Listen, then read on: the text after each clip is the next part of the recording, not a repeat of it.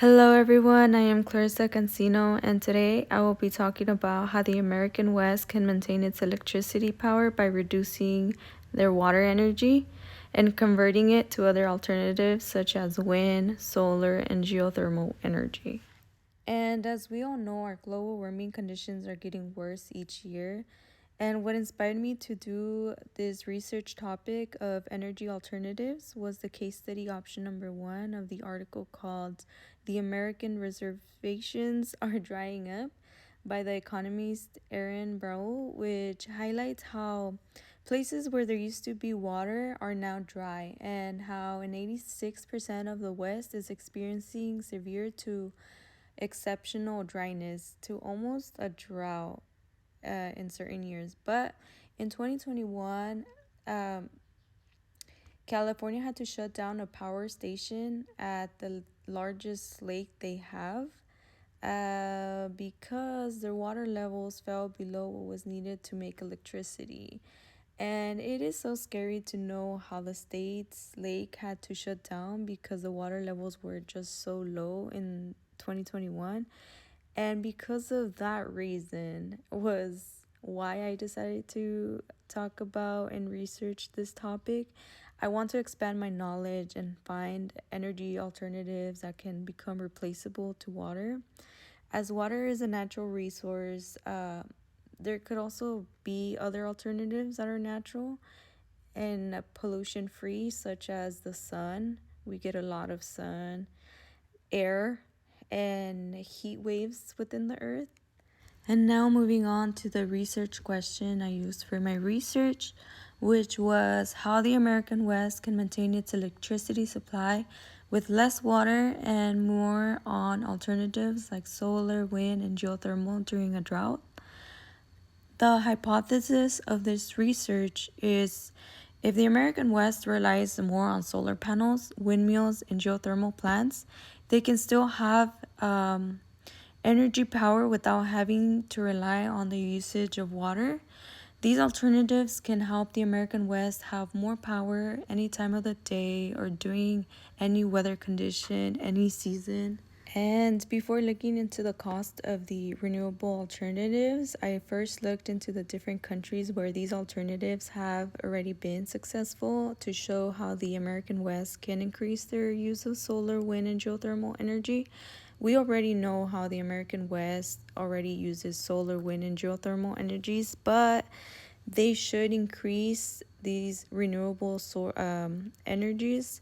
That way, they should reduce using water as energy and conserve it for other emergencies, and instead use this excessive heat, global warming, and pollution free energy sources.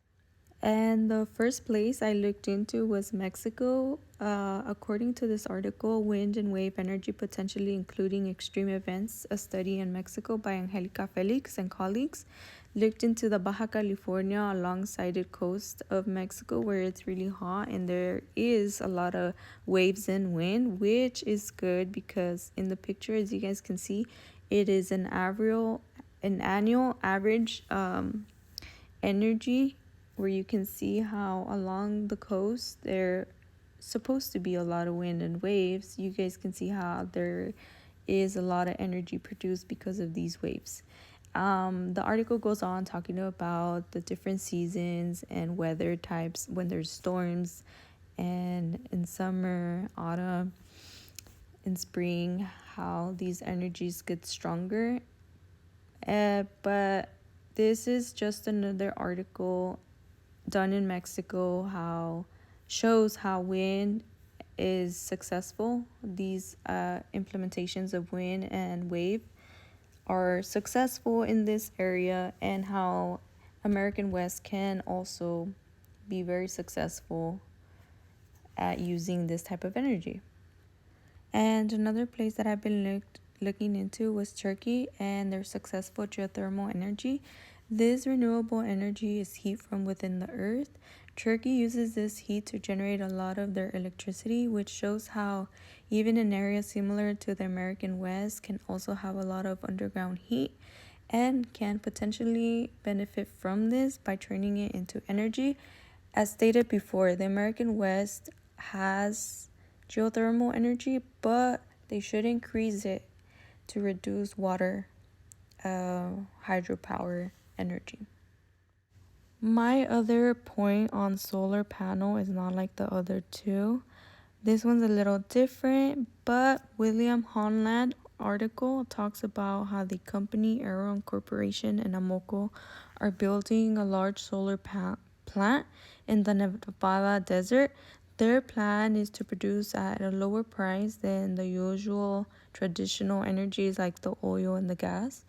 Their project is so that they can make a big solar plant and make it become popular where it leads to lower prices overall, and it could help the environment to make solar panels rise and overall become good for the environment and eventually move on from the traditional polluted energies.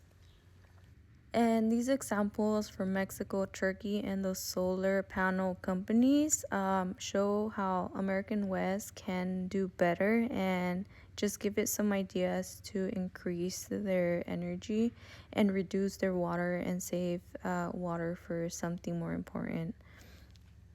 And now moving on to the cost benefit analyses, a little brief pass down of what it is. It's pretty much the wind and solar energy benefit cost in the Midwest shows that the investigating in these renewable resources is good for both the economy and the environment. Solar energy costs more than wind energy at first, but it can set up in some places and expand more easily. This analysis helps decide if we should keep increasing green energy based on the costs and benefits like cleaner air or more jobs. It supports making smart choices or a sustainable energy future. And now to conclude this presentation, the whole reason why I looked at these three renewable sources in different countries was to see their successful stories. As we can see, Mexico doesn't have the best economy. They're a little poor. In the Americas, it has a stronger economy, and therefore they can look at how Mexico was very successful with their wind and just implement these renewable sources and reduce their water energy. And now to conclude the cost benefit section, once more, we looked at the cost and how solar panel used to be more expensive and now it's lowering down its cost.